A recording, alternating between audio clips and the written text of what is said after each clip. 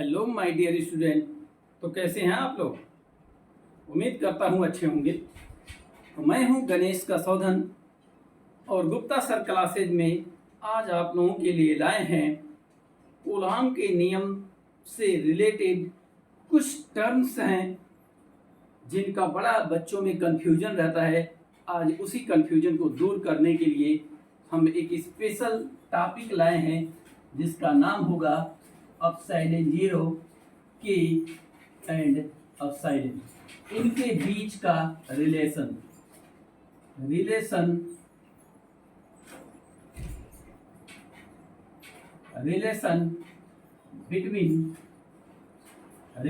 Between अपसाइलेंट zero के and अपसाइलेंट।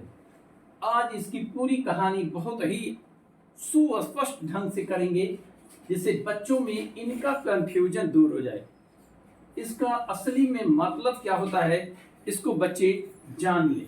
आज यही काम करना है।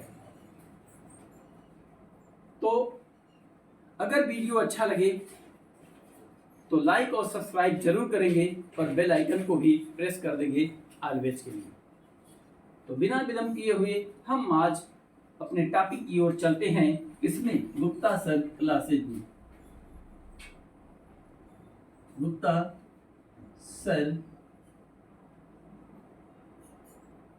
सर क्लासेज में। सबसे पहले तो बच्चे ये नहीं जान पाते कि अपसाइलेंट जीरो का नाम क्या है, के का नाम क्या है, अपसाइलेंट का नाम है। पहले तो हम इसका नाम ही पहले लिख देते हैं, इसके बाद इनकी पूरी डिटेल कहानी पर हम चलते हैं। अपसाइलेंट जीरो को हम कहते हैं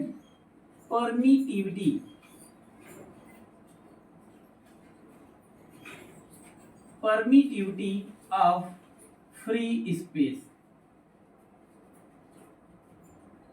आज के लेक्चर में हम हिंदी का भी प्रयोग करेंगे क्योंकि कुछ बच्चों का मांग है कि हिंदी में भी बताया जाए। परमिटिविटी ऑफ फ्री स्पेस मतलब हो गया निर्वात की विद्युतशीलता।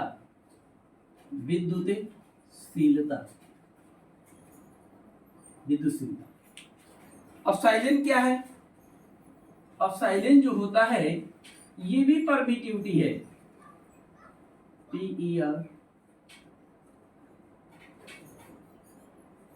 Permittivity of dielectric medium.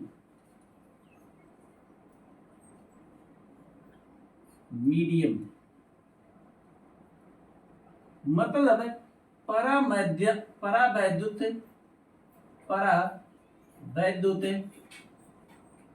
माध्यम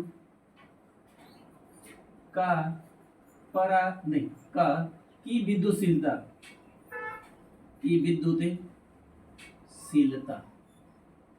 परावैद्युत माध्यम की विद्युतशीलता। अब ये के क्या है? के जो होता है परावैद्युत माध्यम का परावैद्युतांक। परावैद्युत माध्यम का परावैद्युतांक डाई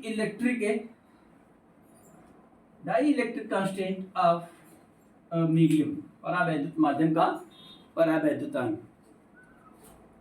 परावैद्युत माध्यम का परावैद्युतांक किसे कहते हैं? इसे इंग्लिश में कहते हैं रिलेटिव परमिटिविटी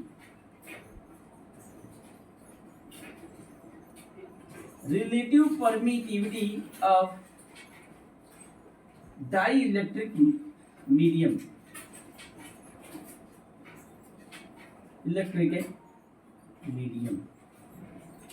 सबसे पहले तो इनका हम नाम जाने, अब हम इनके बारे में एक एक की कहानी अच्छे ढंग से हम लोग सीखेंगे। तो इसका उपयोग जो होता है, इस टर्म का उपयोग होता है कूलॉम के नियम में वैद्युत बल की गणना, आवेशों के बीच वैद्युत बल की गणना करने के लिए किया गया था। कहते हैं कि जब दो आवेश when two waves two charge, that is Q1 and Q2 are placed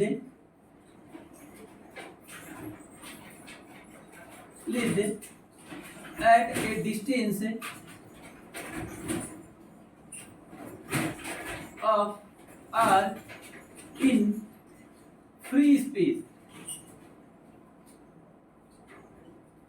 or in air, then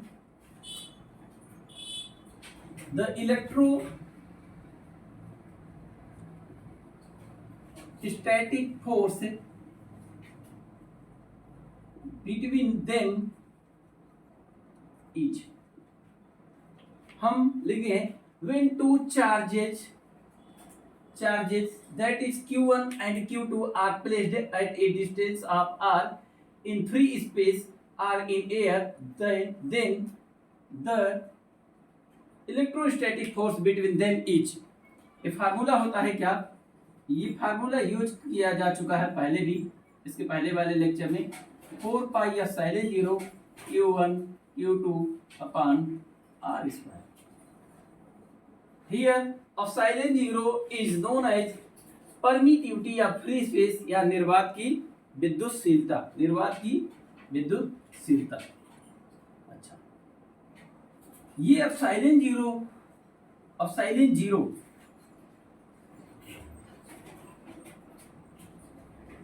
की वैल्यू जो होती है, एप्सिलॉन जो होता है, चलिए एक और आगे बढ़ा देते हैं।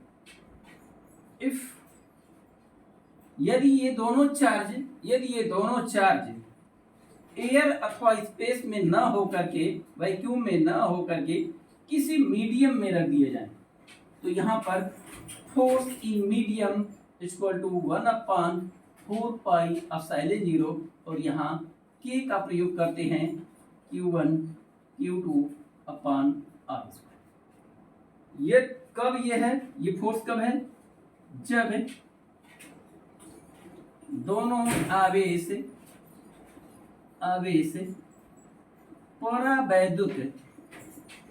परावैद्युत माध्यम में स्थित हो, परावैद्युत माध्यम में स्थित हो।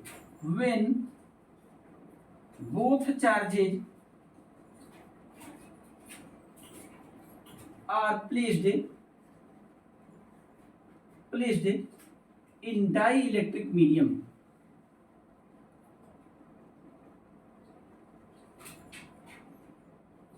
इलेक्ट्रिक मीडियम, जब ये दोनों आवेश परावैद्युत माध्यम में स्थित हो। और ये कब है? जब दोनों आवेश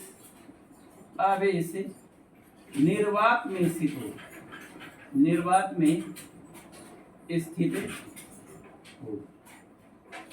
जब निर्वात में स्थित रहता है तो परमिटिविटी ऑफ फ्री स्पेस होता है। एप्सिलॉन 0 क्या होता है? एप्सिलॉन 0 को कहते हैं परमिटिविटी ऑफ फ्री स्पेस।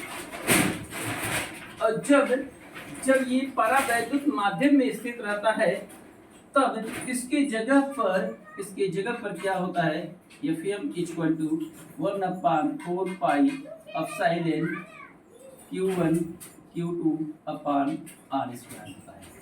मतलब एप्सिलॉन 0 के प्लेस पर हम एप्सिलॉन टर्म का यूज कर सकते हैं। और ये एप्सिलॉन क्या है?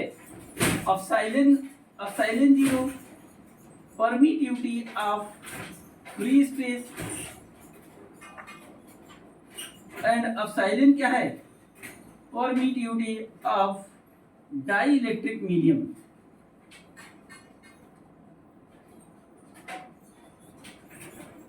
मतलब जब किसी मीडियम में रख दिया गया, डाइलेक्ट्रिक मीडियम में, परावैद्युत माध्यम में, तो एप्सिलॉन 0 न रख करके एप्सिलॉन का टर्म यूज किया जाएगा। एप्सिलॉन भी परमिटिविटी, एप्सिलॉन 0 भी परमिटिविटी, एप्सिलॉन भी परमिटिविटी। अंतर क्या है? एप्सिलॉन 0 फ्री स्पेस की परमिटिविटी और एप्सिलॉन क्या है? मीडियम की परमिटिविटी, परमिटिविटी, मीडियम की परमिटिविटी। अब रह गई बात ये, अब ये रह गई कि हमेशा जो होता है, अच्छा जब ये मीडियम की परमिटिविटी, जब कोई मीडियम ही ना हो, अब साइलेंट क्या है, परमिटिविटी ऑफ डाइलेक्ट्रिक मीडियम, माध्यम का परावैधुता है। तो अगर कोई माध्यम ही न रहे, कोई माध्यम ही न रहे, तो कोई न माध्यम होने का मतलब नाट, माध्यम नाट हो, मीडियम नाट हो, तो नाट माध्यम के लिए यहाँ नाट यूज कर दिया जाता है। ये नाट ही बताता है, ये नाट ही बताता है कि ये चार्ज किसी माध्यम में नहीं रखे हैं, किसी परावैद्युत माध्यम में स्थित नहीं है, अर्थात किसमें है, स्पेस में है, वैक्यूम में है और एयर में, वह एयर को भी इसमें कंसीडर कर लिया गया है। अब रह गई बात ये, एप्सिलॉन की वैल्यू, एप्सिलॉन का मान निर्वात अथवा वायु में सबसे कम होता है, सबसे कम होता है। एप्सिलॉन का मान निर्वात में अथवा वायु में सबसे कम होता है। अच्छा, निर्वात में अथवा वायु में एप्सिलॉन के लिए यूज किया जाता है एप्सिलॉन 0। तो इसका मतलब है जो एप्सिलॉन 0 होता है, जो परमिटिविटी होती है, जो परमिटिविटी होती है, जो परावैद्युत माध्यम की विद्युतशीलता जो होती है, वो निर्वात की सबसे कम होती है। मतलब एप्सिलॉन 0 क्या होता है, का मान सबसे कम होता है, कम होता है, क्योंकि निर्वात एप्सिलॉन का मान निर्वात अथवा वायु में सबसे कम होता है। और निर्वात अथवा वायु का मतलब कि एप्सिलॉन 0, अर्थात एप्सिलॉन 0 का मान सबसे कम होता है और इसका मान होता है 8.85 इंटू 10⁻⁻12 कूलम स्क्वायर बटे न्यूटन मीटर स्क्वायर, ये होता है। आगे चलते हैं। अब ये एप्सिलॉन का मान जो होता है, एप्सिलॉन 0 से तो अधिक होगा। एप्सिलॉन का मान एप्सिलॉन 0 से अधिक होगा। क्यों एप्सिलॉन 0 से कम अधिक होगा? क्योंकि ये स्पेस के लिए है, वायु के लिए है, निर्वात के लिए है, और ये किसके लिए है? माध्यम के लिए है। अब माध्यम कैसा होगा इस पर डिपेंड करता है। माध्यम कैसा होगा इस पर डिपेंड करता है। मान लेते हैं माध्यम वाटर है, दोनों आवेश को वाटर में रख दिया गया, तो इसका मान होता है 7.17 इंटू 10⁻⁻10 न्यूटन नहीं कूलम स्क्वायर पर न्यूटन मीटर स्क्वायर। बताइए इसके मान से ये मान अधिक हुआ कि नहीं हुआ? इस पर पावर -12, इस पर पावर -10, तो अधिक हुआ। मतलब निर्वात का जो परावैद्युतांक होता है, विद्युतशीलता होता है, निर्वात की जो विद्युतशीलता होती है वो सबसे कम होती है, और अन्य किसी भी माध्यम का देखा जाए विद्युतशीलता तो उससे अधिक होता है। ग्लास के लिए भी देख लिया जाए। ग्लास का जो होता है वो होता है 3.01 इंटू 10⁻⁻11 कूलम स्क्वायर पर न्यूटन मीटर स्क्वायर। तो बताइए ग्लास का भी इस एयर से अथवा वैक्यूम से अथवा निर्वात से क्या है? अधिक है। अब देखिए रह गई बात ये कि ये एप्सिलॉन भी नीचे है, एप्सिलॉन 0 भी नीचे है, हर मूल्य में एप्सिलॉन भी नीचे है। निर्वात के लिए क्या होगा? निर्वात के लिए ये मान कम रखा जाएगा, और किसी माध्यम में रहेगा तो ये मान अधिक होगा। इसका मतलब है कि एप्सिलॉन का मान अधिक है, तो फोर्स क्या? कम। बल क्या हो जाएगा? कम होगा। अर्थात दो आवेशों के बीच लगने वाला जो बल होगा वो निर्वात में सबसे अधिक, और किसी माध्यम में कर दिया जाए तो कम हो जाएगा। कितना कम होगा ये इस पर निर्भर करता है, ये इन बातों पर निर्भर करता है।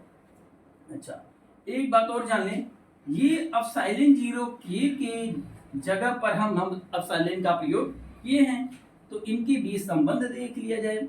अगर इन दोनों के चलिए इरेज करते हैं तब हम आगे बढ़ें। नोट करते रहेंगे, नोट्स अपना बनाते रहेंगे वीडियो को पॉज करके।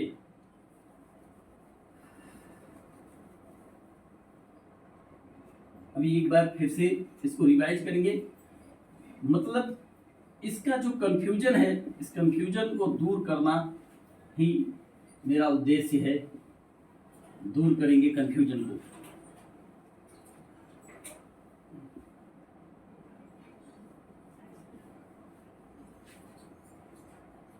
तो एक बात देखें, हमने बताया क्या, किसी स्पेस में अगर आवेश को रख दिया गया, ये दो आवेश हम ले लिए Q1 Q2, तो ये इनके सेंटर से सेंटर के बीच की दूरी R, और ये रख दिया गया कहां पर, इन एयर, किसमें, एयर। तो यहां इसके लिए F की वैल्यू हो जाएगी, F की वैल्यू हो जाएगी 1/4 पाई एप्सिलॉन। कोई माध्यम नहीं है, नॉट माध्यम, तो नॉट का यूज करते हैं Q1 Q2 अपान R²। अच्छा, जब यही आवेश, सेम आवेश को उतनी ही दूरी पर Q1 Q2 किसी माध्यम में रख दिया जाता है, ये कोई माध्यम रख दिया जाएगा। अब माध्यम क्या हो सकता है, कुछ भी हो सकता है, मीडियम मान लेते हैं। अब एक एक माध्यम हम देखते हैं, कोई माध्यम ले लेते हैं, तब इनके बीच जो बल लगेगा, फोर्स लगेगा, इसे Fm से यूज कर दे रहे हैं हम, 1/4 पाई एप्सिलॉन। अब नॉट नहीं यूज कर सकते, क्योंकि नॉट लगाएंगे तो फिर माध्यम नहीं रह जाएगा, निर्वात हो जाएगा। Q1 Q2 अपान R²। अब इसके जगह पर हम लोग एक टर्म यूज किए थे, क्या, Fm इक्वल टू 1/, अच्छा ये कौन सा माध्यम है, dielectric medium. Dielectric का मतलब परावैद्युत माध्यम, परावैद्युत माध्यम है। अच्छा, कौन सा हो सकता है परावैद्युत माध्यम? परावैद्युत माध्यम मतलब, परावैद्युत माध्यम कौन कौन से हो सकते हैं परावैद्युत माध्यम? सभी कुचालक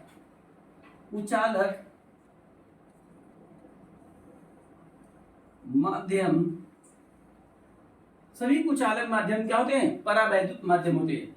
अब ये कुचालक माध्यम हो सकता है कि तेल हो, मोम हो, ग्लास हो, वाटर हो और कागज हो, इसमें से कोई भी माध्यम हो सकता है। और ये सारे माध्यम, कुचालक माध्यम जो होते हैं, ये क्या होते हैं, परावैद्युत माध्यम होते हैं, परावैद्युत माध्यम होते हैं। अब कहेंगे यार वाटर तो कुचालक नहीं होता है, लेकिन हाँ एक बात जान लें, अगर प्योर वाटर है, डिस्टिल्ड वाटर है, तो कुचालक ही होता है, इसलिए इसे कुचालक में माना गया है। इनके जगह पर हम यूज करते थे क्या, 1/4 pi epsilon 0 K into Q1 Q2 अपान R²।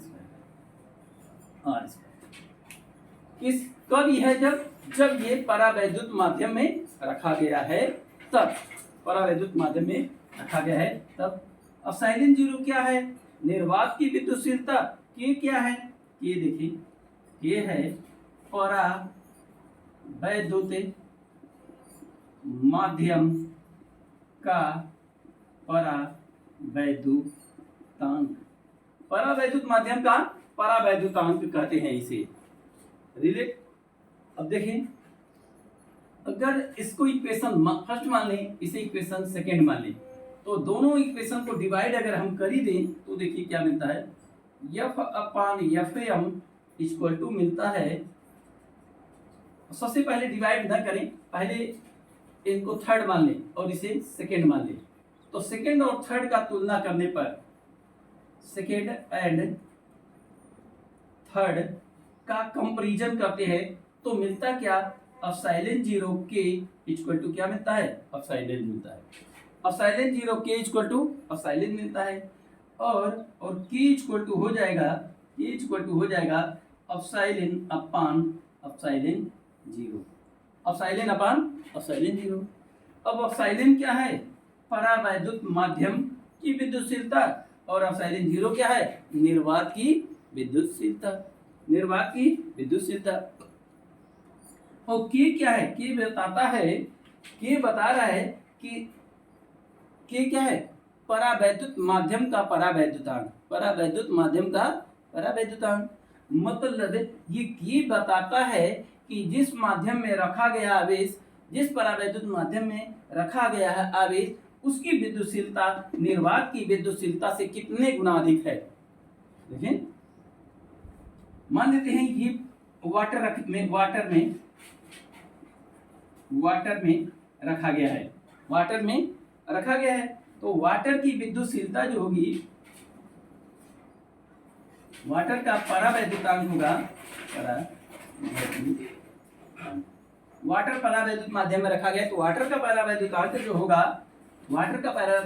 जो होगा, ये बताया जाएगा कि पानी की विद्युतशीलता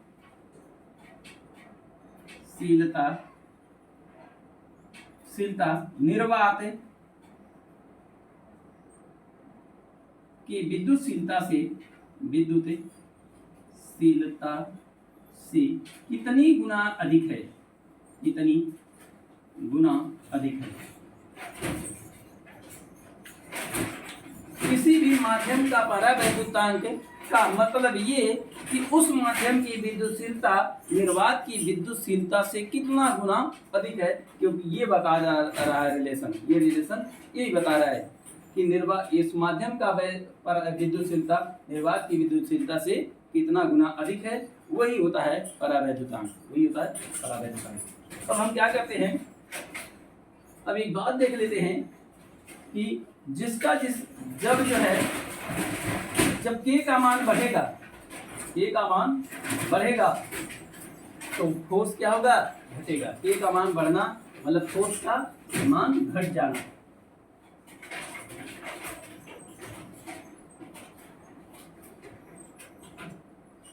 बड़ा कंफ्यूजन वाला टॉपिक ये होता है बच्चों के लिए, लेकिन घबराए नहीं। अब एक चीज बताए, हम एक बात देखें, अगर इन दोनों में फर्स्ट और थर्ड को डिवाइड कर दे, फर्स्ट डिवाइडेड बाई थर्ड, तो क्या मिलता है? F इक्वल टू 1/4πε0 और Q1 Q2 अपान R स्क्वायर। और यहाँ क्या मिलेगा? Fm इक्वल टू 1/4πε0 के और Q1 Q2 अपान R स्क्वायर। डिवाइड कर दे तो देखिए ये टर्म कैंसिल हो गया, ये भी कैंसिल, ये भी कैंसिल, ये भी कैंसिल।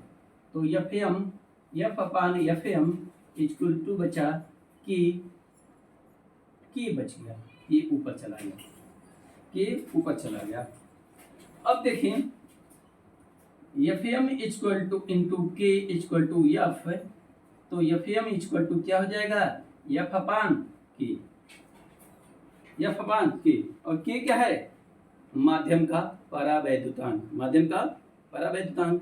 इसका मतलब है कि ये F जो है, F है फोर्स कब? When charge placed in air, जब वायु में या इस निर्वात में स्थित होता है आवेश, तब ये बल है और वहीं पर सबसे ज्यादा लगेगा। और जब माध्यम में हो जाए, Fm equal to force when charges placed इन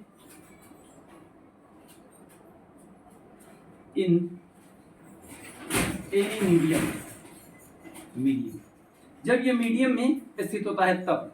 ये क्या है? उस मीडियम का परावैद्युतांक है। अब बताएं परावैद्युतांक का मान बढ़ेगा तो फोर्स क्या होगा, घटेगा। इसका मतलब है when K increases then force क्या होगा, डिक्रीजेज। फोर्स क्या होगा, डिक्रीज करेगा। वाटर का परावैद्युतांक जो होता है, अच्छा वाटर के लिए विद्युतशीलता, अब देखें वाटर के लिए K का मान जो होता है, K for water equal to होता है लगभग 81। क्या होता है, 81 होता है।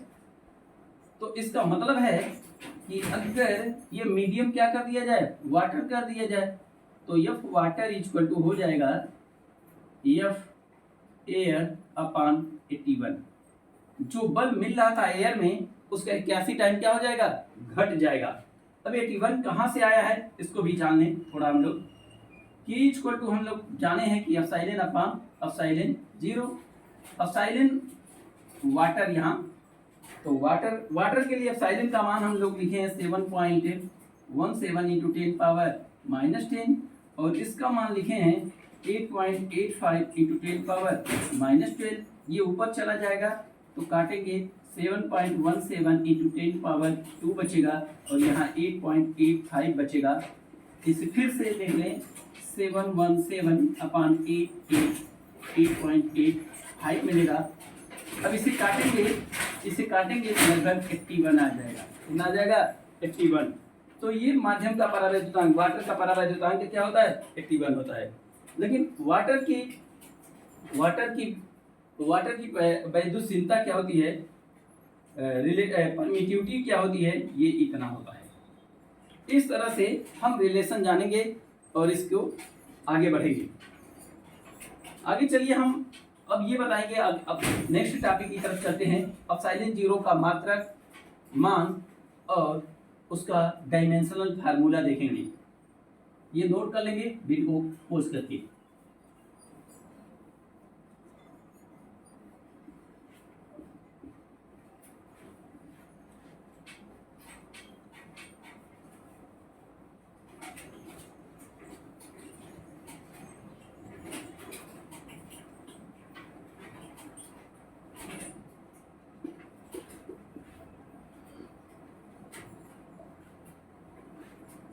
तो देखें, तो अभी तक हम क्या देखें, अभी तक हम लोग जाने हैं क्या, एप्सिलॉन 0 क्या है, एप्सिलॉन क्या है और K क्या है, और इनके बीच रिलेशन क्या है, इनका मान क्या है। एप्सिलॉन क्या है, परमिटिविटी ऑफ फ्री स्पेस है, परमिटिविटी ऑफ मीडियम है,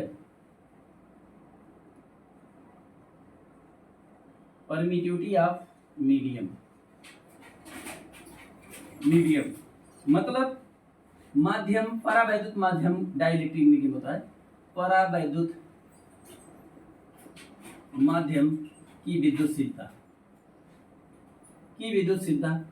एप्सिलॉन 0 क्या है, एप्सिलॉन 0 को एप्सिलॉन नॉट पढ़ें तो नॉट का मतलब कोई भी माध्यम न, और कोई माध्यम न हो तो निर्वात हो जाता है, मतलब निर्वात की विद्युतशीलता। ये क्या है, अगर किसी माध्यम में रख दिया गया है तो उस माध्यम, परावैद्युत माध्यम का, परावैद्युत माध्यम का परावैद्युतांक, या इसे कहते हैं रिलेटिव परमिटिविटी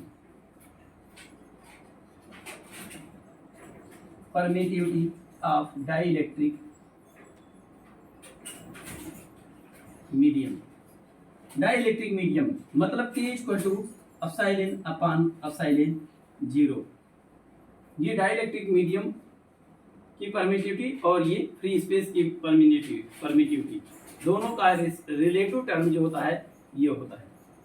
अच्छा, एप्सिलॉन 0 का मान 8.85 into 10 power minus 12 coulomb square पर न्यूटन मीटर स्क्वायर, जो कि सबसे कम होता है, अर्थात निर्वात के लिए सबसे कम। एप्सिलॉन का मान वाटर के लिए 7 पॉइंट समथिंग इंटू 10⁻⁻10 और 3 पॉइंट ये ग्लास के लिए, मतलब इन दोनों का अधिक होता है, इन दोनों का अधिक होता है। अच्छा, जब इनके मान रख करके अलग अलग के का निकालेंगे तो के मिल जाएगा, वाटर के लिए मिल जाता है क्या, लगभग 81 टाइम। ये सारी बातें हम देख चुके हैं। अब हम चलते हैं epsilon zero, value of epsilon, value and unit of epsilon zero. Epsilon zero का मात्रक और मान, एप्सिलॉन जीरो का मात्रक और मान। तो सबसे पहले तो मात्रक लिखने के लिए हम इस टर्म का फिर से यूज कर ले, f = 1/4 पाई एप्सिलॉन जीरो और q into q1 q2 upon r square. पूरे इस टर्म को हम अलग कर लेते हैं, 1/4 pi epsilon zero equal to हो जाएगा f into r square upon q1 q2। इसका मतलब है, और इसकी वैल्यू जो होती है, अच्छा इसका मात्रक हो जाएगी, यूनिट हो जाएगा न्यूटन, ये metre square upon coulomb square. इस पूरे की वैल्यू लिखा जाता है 1/4 pi epsilon zero equal to होता है 9 इंटू 10⁻9 और इसका यूनिट बन जाएगा newton metre square upon coulomb square. इसका हेल्प लेकर के हम लोग आगे बढ़ेंगे। तो देखिए यहाँ 1 कर देते हैं, 1 से क्रॉस मल्टीप्लिकेशन करा दें तो आ जाएगा 4 pi epsilon zero into 9 into 10⁻9 into equal to हो जाएगा 1। क्या हो जाएगा, 1 हो जाएगा। और देखें एप्सिलॉन जीरो इक्वल टू हो जाएगा 1/4 पाई इंटू 9 इंटू 10⁻9 हो जाएगा। ये हो जाएगा एप्सिलॉन जीरो का वैल्यू, हो जाएगा। अब देखें सभी वैल्यू रख दें, एप्सिलॉन जीरो इक्वल टू बन जाएगा, ये 10⁻9 ऊपर कर दें, हो जाएगा 10⁻⁻9 और ये हो जाएगा 4 इंटू 22/7 इंटू 9, ये बन जाएगा। अब ये देखिए 7 ऊपर चला जाएगा तो बन जाएगा 7 इंटू 10⁻⁻9 अपॉन 4 का 22 में मल्टीप्लाई कर दे, 4 2 जा 8, 4 2 जा 8, 8 इंटू 9 बचेगा। और फिर क्या करेंगे, एप्सिलॉन जीरो इक्वल टू कर देंगे, ये मल्टीप्लाई कर दें 7 इंटू 10⁻⁻9 अपॉन 2 792 हो जाएगा।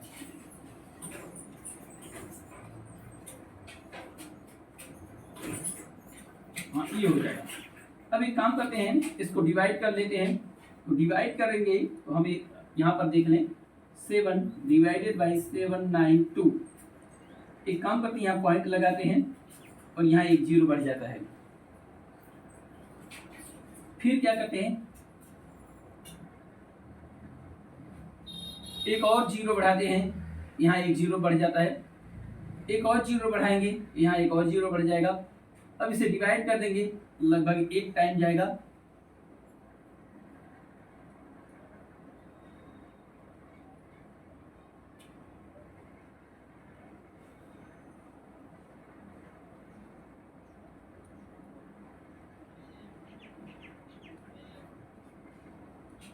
ये 63, तो ये करेंगे तो ये 4 बचेगा, यहाँ बचेगा 6, यहाँ बचेगा 6 और फिर यहाँ जीरो आ जाएगा। फिर से एक टाइम चला जाएगा तो आ जाएगा 6 3 3 6, ऐसा करेंगे तो ये फिर 5 टाइम चला जाएगा। इस तरह से बन जाएगा क्या, एप्सिलॉन जीरो इक्वल टू बन जाएगा 0.00885 इंटू 10⁻⁻9। उसके बाद क्या करेंगे, ये पॉइंट को इधर कर देंगे 3 प्लेस तक, तो 8.85 इंटू 10⁻12 हो जाएगा, -12 हो जाएगा। और ये जो यूनिट आ रहा था यहाँ पर आ जाएगा unit newton metre square upon coulomb square, और कूलम स्क्वायर ऊपर चला जाएगा तो बन जाएगा coulomb square upon newton metre square. ये बन जाएगा अब साइलेंट जीरो की वैल्यू। तो साइलेंट जीरो की वैल्यू इस तरह से निकाल लेंगे और ये बन जाएगा इसका यूनिट। अब एक काम करते हैं, हम इसके डायमेंशनल फार्मूले की तरफ चलते हैं। डायमेंशनल फार्मूला दिए सूत्र पर